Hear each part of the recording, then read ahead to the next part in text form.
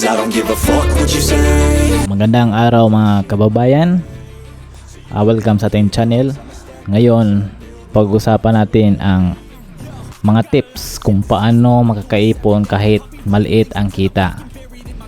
Alam naman natin na hindi madali mag-ipon, lalo na kung limitado ang budget.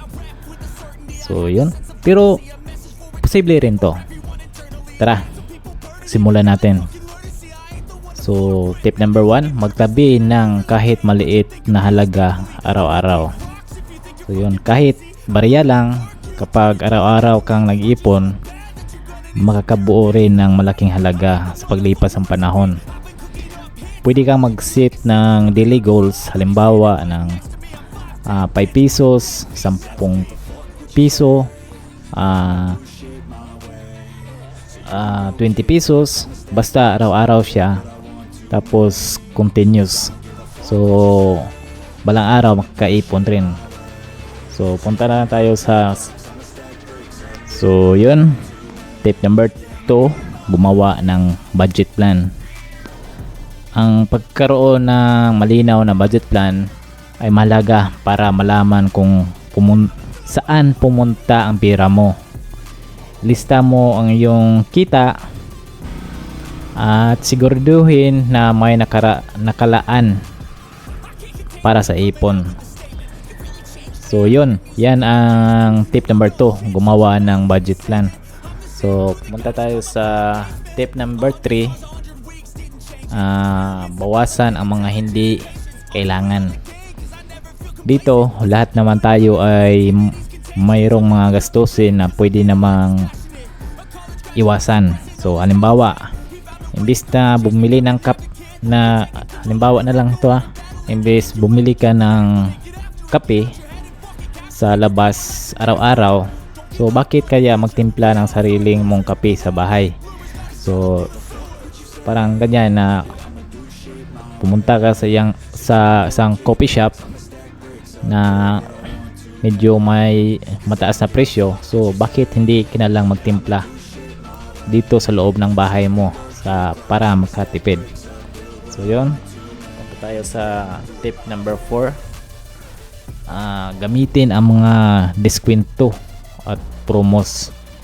So yun, kapag namimili tayo, maghanap tayo ng mga diskwento o promos. Malaking tulong ito para makatipid ka, at matitipid mong pera ay pwede mong idagdag sa ipon mo. Tip number 5, mag-set ng ipon goals. So magandang magkakaroon ng specific na goals kung bakit ka mag-ipon. Pwedeng para sa emergency fund, pangarap na bakasyon, o pangnegosyo. Ang pagkakaroon ng goals ay magbibigay ng inspirasyon sa iyo sa pag-ipon.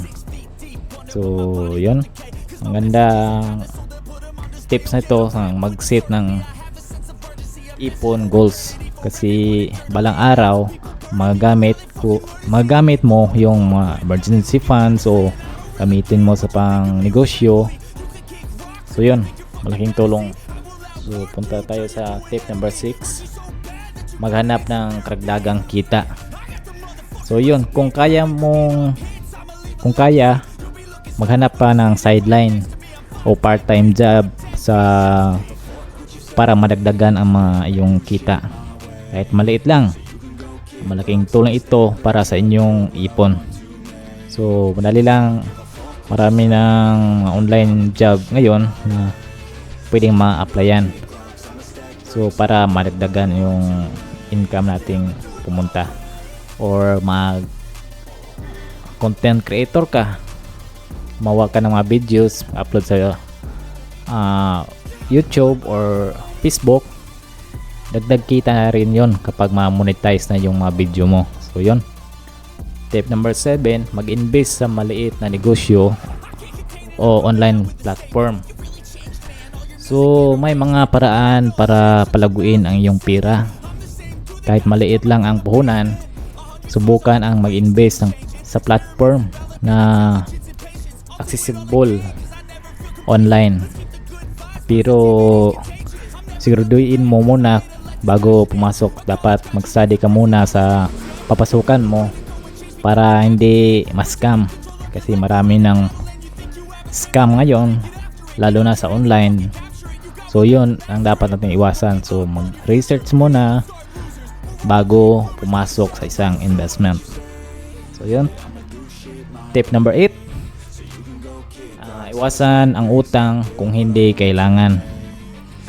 So yun, kung hindi naman kailangan, iwasan natin yung utang para hindi tayo maghirap. Ang pagbayad ng utang ay may interest, kaya ito ang dagdag gastos na pwede mong iwasan. So kapag mangungutang ka, dapat maliit lang at madaling mabayaran. So ayan mga kababayan, 8 tips para makaipon kahit maliit ang kita. So tandaan, hindi mahalaga kung gaano kalaki o maliit ang kita mo. Ang mahalaga ay disiplina at determinasyon sa pag-ipon. Kung nagustuhan nyo ang video na ito, huwag kalimutan mag-like, subscribe sa aking channel para sa ibang tips at kalaman. So yun, hanggang sa sunod, happy savings. I got a lot of shit to say, so I'ma do this every day. I'll be writing things until I'm fucking buried in my grave. 6 feet deep under, but my body won't decay, cause my messages